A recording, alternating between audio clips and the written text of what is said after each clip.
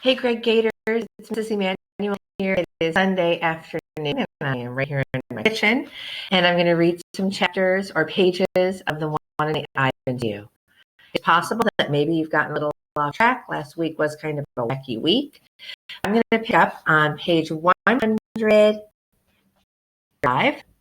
read to page 147. This would have been last Monday's reading, March 16th.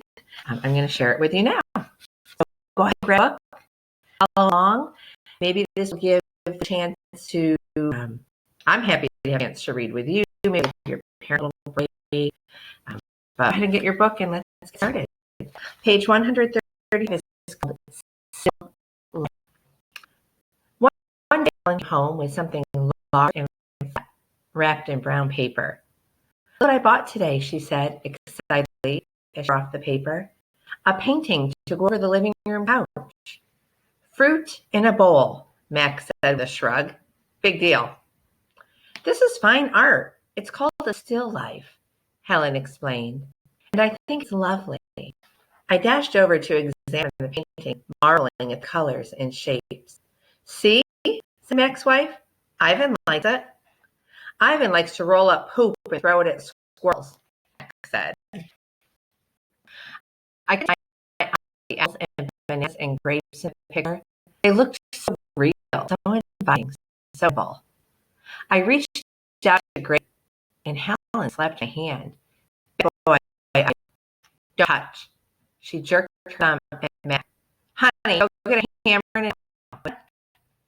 Well, Mac and Helen were busy hanging the living. While Mac and Helen were busy in the living room, I wanted to get a covered thick chocolate frosting sat on the counter. I like cake. I love it, in fact. But it wasn't eating I was thinking about. It was painting. The frosting peaked and dipped like waves on a tiny pond. It looked rich and gooey and dark and smooth. It looked like mud. I scooped up a handful of frosting. I scooped another. I headed to the refrigerator door. It was perfect. An empty, white, waiting canvas. The frosting wasn't as easy to work with as jungle mud. It was stickier and, of course, more tempting to eat. But I kept at it. I scraped off every last bit of that frosting. I've eaten a little too. I don't remember I was trying to paint, but I'm most likely. I suppose I'm going to get in trouble. But at that moment, I didn't care. I wanted to make anything.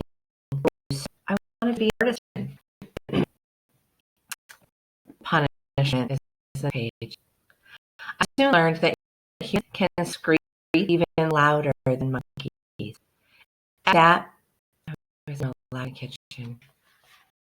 Page 109 is called Babies. Back in those days, the top mall was smaller.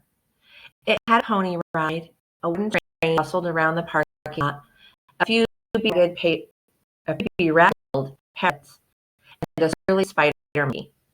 But when Matt brought me, a baby gorilla, dressed in a crisp tuxedo to the mall, everything changed. People came from far and wide to have their pictures taken with me. They brought me blocks and a toy guitar, held me in their laps. One even held a baby in mine. Just small and slippery. Bubbles flowed from her lips. She squeezed my fingers. Her rear was puffy with padding. Her legs bowed like bent twigs. Face, I grunted. She grunted. I was afraid to fall, squeezed tightly, and I yanked her away. I wonder if my mother ever worried about dropping us. We all held on, but then do your mother's furry. Women babies are a lot, but their eyes, our baby's eyes, too big for their face and for the 140. One day, after many weeks of walking, I packed them to the front door. and never came back. I don't know why. I never why, though humans. That night, I slept with Mac in his bed. My old nests were woven of leaves and sticks and shaped like his and shaped like his bathtub. Cool green cocoons.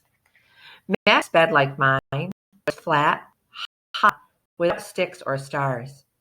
Still, he made a sleeping sound like the rumble my father used to make when all was well, a sound from deep inside his belly. Page 142 is called My Place. Mac grew sullen. I grew bigger. I became what I was meant to be.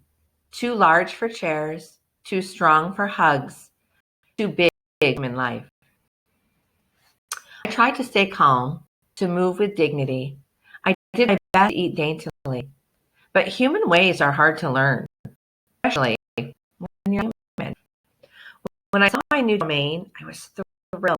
And who wouldn't have? It had no furniture to rate, no glasses, no toilets to drop keys into. It had a tire swing. I was relieved to have my own place. Somehow I realized I'd be here quite so long.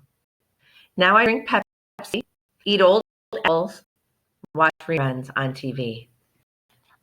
But many days I forget what I am supposed to be. Am I a human? Am I a gorilla? Humans have so many words, more than they truly need. Still, they have no name for what I am. Page 144 is called 9,866 days. Ruby is only asleep. I watch her chest rise and fall. Bob, too, is snoring.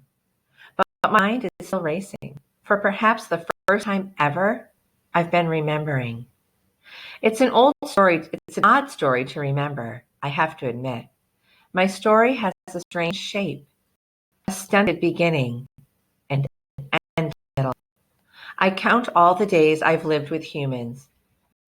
I count as well as anyone, although it's not a particularly useful skill to have in the wild. I've forgotten things, and yet I always know precisely how many days I've been in my domain. I take one of the magic markers Julia gave me. I make an X, a small one, on my painted jungle wall. I make more X's and more. I make an X for every day of my life with humans. My marks look like this. It's got a whole row of X's. The rest of the night, I mark the days, and when I am done, my wall looks like this.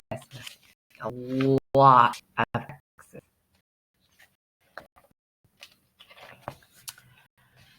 And so on until there are 9,876 X's marching across my wall like a parade of ugly insects. Page 147 of it. It's almost when I hear steps. It's Mac. He has a sharp smell. He weaves as he walks. He stands next to my domain. His eyes are red. He's staring out the window at the parking lot. Ivan, my man, he mumbles. Ivan? He presses his forehead against the glass. We've been through a lot, you and me. That's the end of the reading for Monday. I'm going to read some more chapters in just a bit. Have a great day.